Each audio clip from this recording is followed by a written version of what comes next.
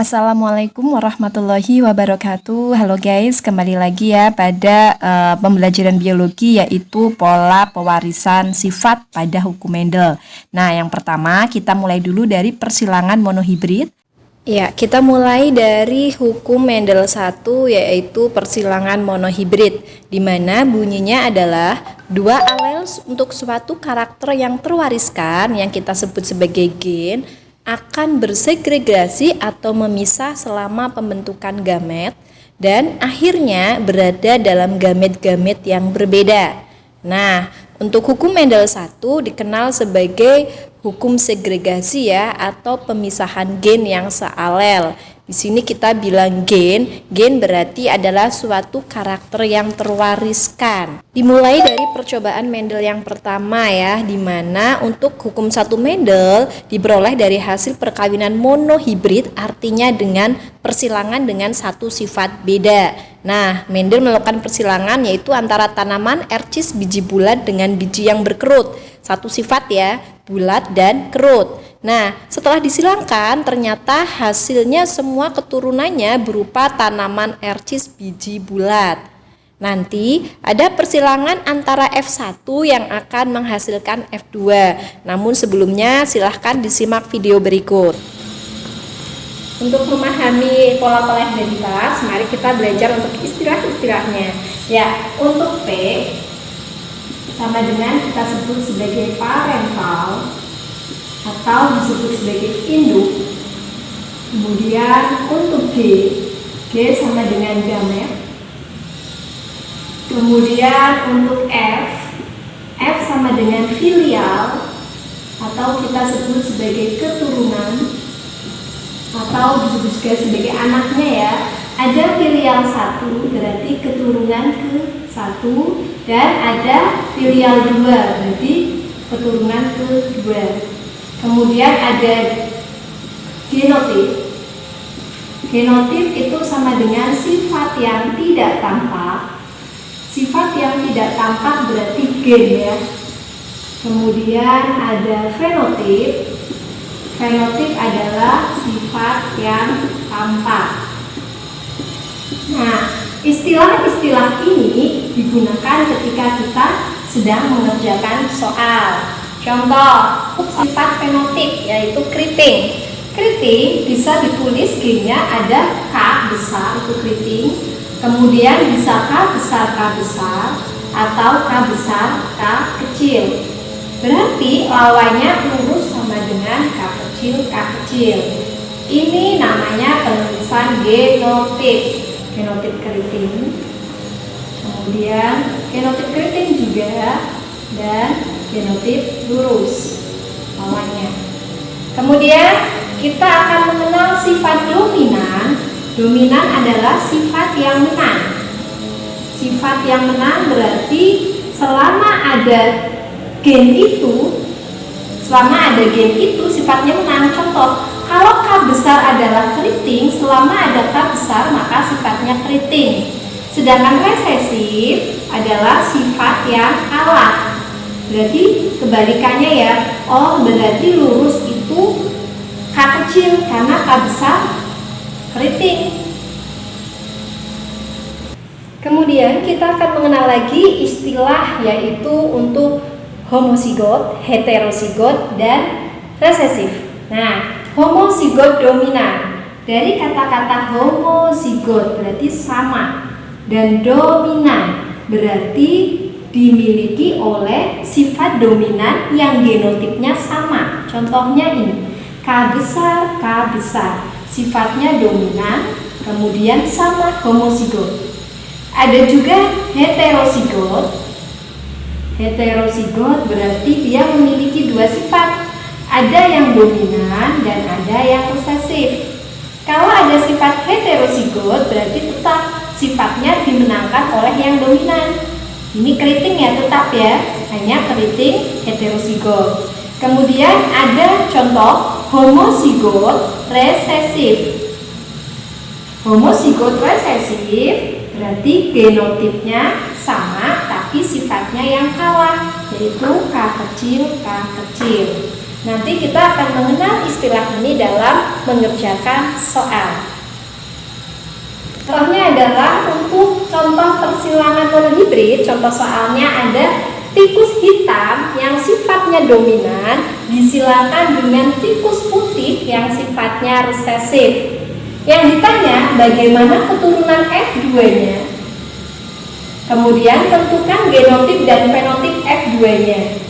Nah, tadi sudah belajar tikus hitam. Hitam berarti H besar ya, kita memakai huruf yang pertama. Sifatnya dominan, berarti kita tulis pertama kita tulis parentalnya dulu atau induknya.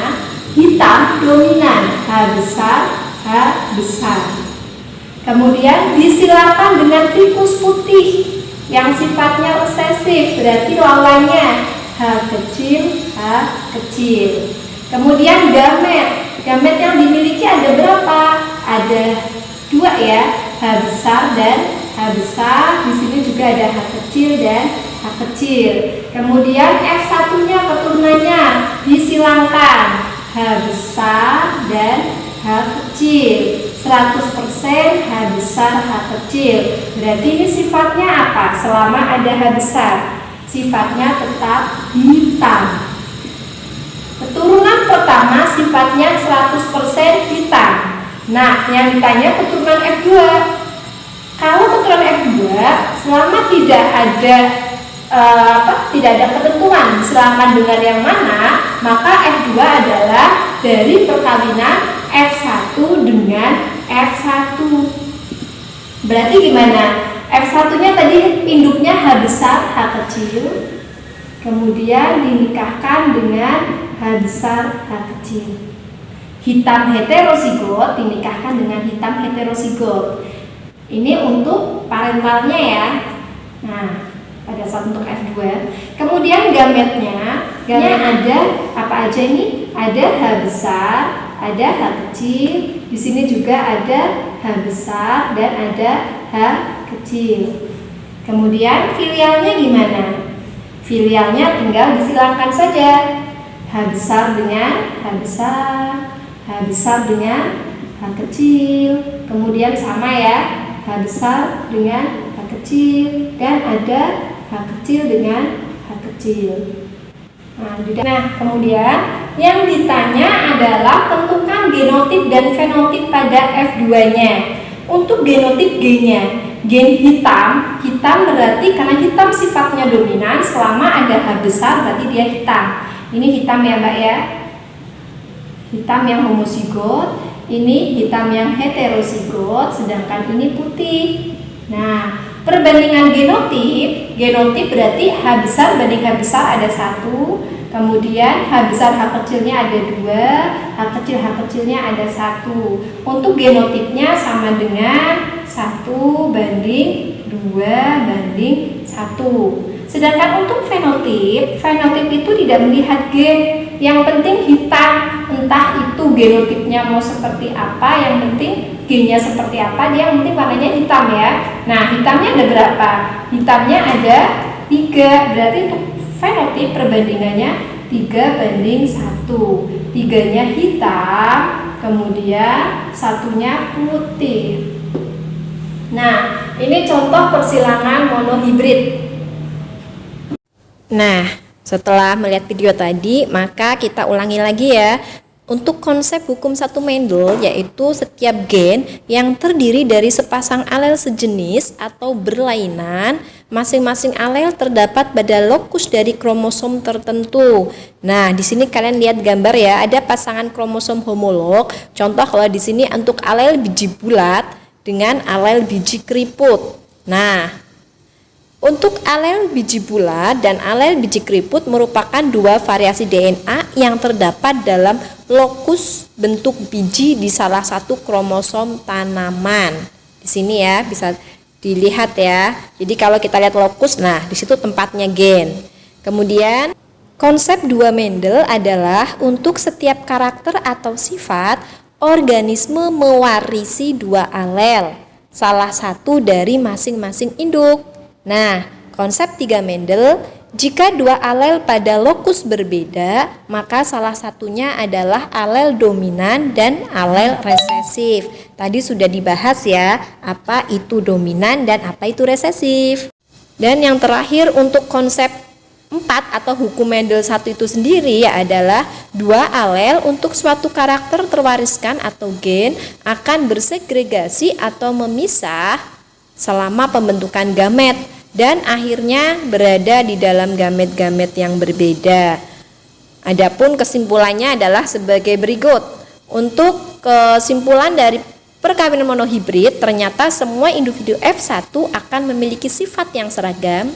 Kemudian jika F1 yang heterozigot itu membentuk gamet, terjadilah pemisahan alel sehingga gamet hanya memiliki salah satu alel saja. Kemudian yang ketiga, perkawinan monohibrid antara B besar B kecil dengan B besar B kecil atau sesama heterozigot akan menghasilkan keturunan yang memperlihatkan perbandingan fenotip 3:1 ya, di mana 3 itu yang sifatnya dominan dan 1 resesif, dan akan memperlihatkan perbandingan genotip 1:2:1. Ya, demikian tadi adalah konsep monohibrid. Untuk konsep dihibrid akan dilanjutkan pada video selanjutnya. Tetap semangat, salam biologi. Assalamualaikum warahmatullahi wabarakatuh. Jangan lupa subscribe ya.